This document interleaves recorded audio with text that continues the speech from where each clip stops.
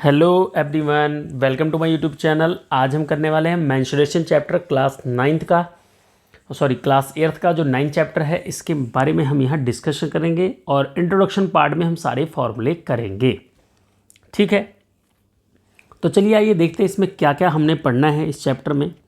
First point जो हमारा है, फर्स्ट पॉइंट क्या है हमारा यहाँ पे, फर्स्ट पॉइंट में देखेंगे क्या क्या पढ़ना है हमने। इसमें हमने पढ़ना है प्लेन फिगर के बारे में। ठीक है, डिफरेंस, क्या पढ़ना है, डिफरेंस प्लेन फिगर। ठीक है, जैसे कि ट्रायंगल, क्लियर हो गई बात, क्वाड्रेटल एंड पेंटागॉन्स, हेक्सागन एटसेट्रा। ठीक है, और क्या पढ़ेंगे इसमें हम, पैरामीटर के बारे में, parameter of figure, area of figure. ठीक है, क्लियर हो गई बात। और उसके बाद सरफेस एरिया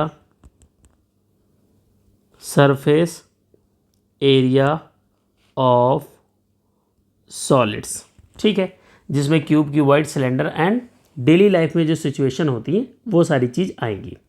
तो सबसे पहला टॉपिक हमारा है यहाँ पे आज ट्रायंगल। ठीक है, क्लियर होगी बात। ट्रायंगल किसको कहते हैं, जिसकी 3 साइड होती हैं, 3 साइड्स होती हैं, उनको ट्रायंगल बोलते हैं। और अगर हम यहाँ से एक परपेंडिकुलर लाइन ड्रॉ करें तो ये परपेंडिकुलर हो गया, तो यहाँ पे इसकी साइड को हम ए लेट कर लिए, इस साइड को हमने बी बोल दिया और यहाँ पे 90 का एंगल है, और इस साइड को हमने सी बोल दिया और इसको हाइट बोल दी। ठीक है, तो इसका पैरामीटर क्या होगा, जो पैरामीटर है इसका,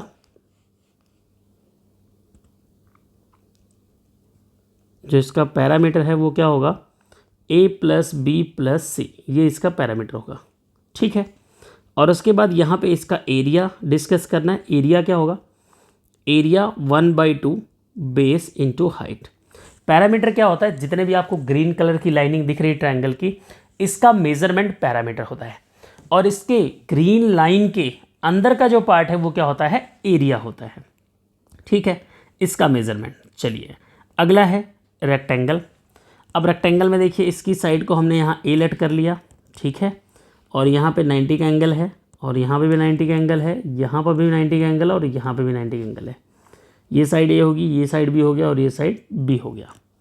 ठीक है, अब यहाँ पे भी क्या लिखेंगे, पैरामीटर। पैरामीटर ऑफ क्या होता है, sum of all side, A plus B plus A plus B. तो 2 बार ए आ गया और 2 बार आपका बी आ गया, 2 टाइम्स आ गया। 2 कॉमन ले लेंगे तो ए प्लस बी आएगा।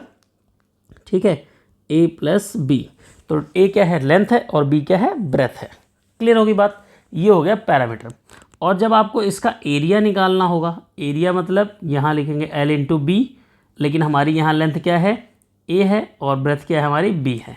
सो एरिया कितना हो गया, ए इंटू बी। तीसरा पॉइंट से हमारा स्क्वायर के बारे में। ठीक है, स्क्वायर का भी हम यहाँ पैरामीटर पढ़ेंगे। तो स्क्वायर वैसे मोस्टली क्या होता है, जिसकी सारी साइड्स क्या होती हैं, ऐसी क्वाड्रेटल जिसकी सारी साइड्स क्या हों, इक्वल हों। ठीक है, और सारे एंगल भी 90 के हों, उसको हम स्क्वायर बोलते हैं। ठीक है, ये हो गया साइड। अब इसका पैरामीटर अगर आपको निकालना हो तो आप लिखोगे पैरामीटर ऑफ स्क्वायर, या पैरामीटर ही लिख लेते हैं, स्क्वायर तो हेडिंग हमने डाल रखी है। ए plus A plus A plus ए, कितना हो जाएगा ये, 4a। ठीक है, और एरिया इसका क्या होगा, area equal to a multiply a, यानी साइड स्क्वायर। ठीक है, मैं आपको यहाँ से बता रहा हूँ, बहुत ध्यान से पढ़ना है सभी ने, फटाफट से। इसके बाद आता है पैरेललोग्राम। पैरेललोग्राम क्या होता है वैसे मोस्टली, जिसके 2 अपोजिट साइड इक्वल हों। यहाँ पे अपोजिट साइड क्या होंगे, पैरेलल एंड इक्वल, इनकी लेंथ भी इक्वल होगी, इनके अपोजिट एंगल जो होंगे वो भी क्या होंगे, इक्वल होंगे। ठीक है, क्लियर होगी बात। इनके एडजेसेंट एंगल का सम भी कितना होगा, 180। अब यहाँ पे इनका पैरामीटर कितना होगा, आइए देखते हैं। पैरामीटर में लिखेंगे सम ऑफ ऑल साइड, तो ए फॉर एग्जांपल इसको हमने ए लेट कर लिया, और इसको ए लेट कर लिया, और इसको हमने बी लेट कर लीजिए, इसको बी और इसको बी। ये साइड ए होगी, ये साइड ए होगी, ठीक है। अब यहाँ से मैं परपेंडिकुलर ड्रॉ करता हूँ, ये हो गया, ठीक। अब इसको एच बोलते हैं। तो पैरामीटर क्या होगा यहाँ पे, ए plus B plus A plus B, तो ये हो जाएगा 2a प्लस 2b, ये हो जाएगा 2a प्लस बी। किसका पैरामीटर, पैरेललोग्राम का। लेकिन अगर एरिया की बात की जाए, किसकी बात की जाए, एरिया की, तो ये हो जाएगा बेस इंटू हाइट, ठीक है। बेस हमारा क्या है, ए बी, और हाइट क्या है हमारा यहाँ पे h, इसको हाइट से रिप्रेजेंट कर रहे हैं, ठीक है। क्लियर होगी बात। अब आगे बढ़ते हैं सर्कल की तरफ। सर्कल में देखिए, सर्कल का पार्ट तो भाई देखिए सर्कल से सभी लोग वाकिफ़ हैं, सर्कल सभी ने देखा है।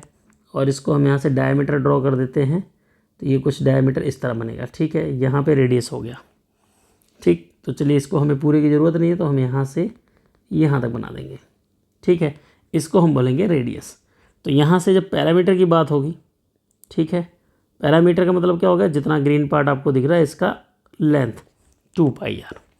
और जब एरिया की बात होगी, यानी इनके बीच का एरिया जो वाइट पार्ट ग्रीन के अंदर दिख रहा है, ये हो जाएगा πr², where r is the radius of circle. अगर आपको सर्कल का रेडियस दिया है तो पैरामीटर भी आप इजीली फाइंड कर सकते हो।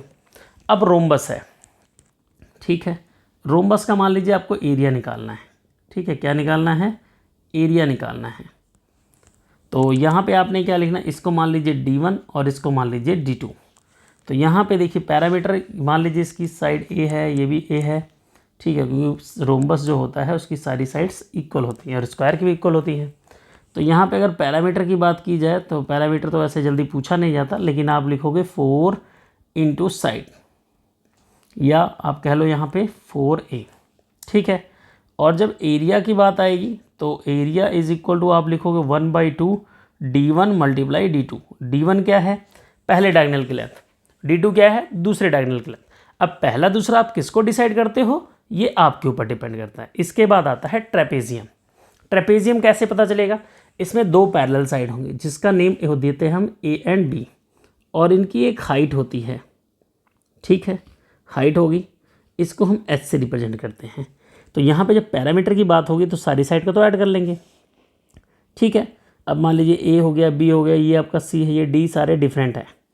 तो यहाँ पे पैरामीटर तो जल्दी पूछा नहीं जाता, अब एरिया ज़रूर पूछा जाएगा, और पैरामीटर होगा सारी साइड को आप ऐड कर देना।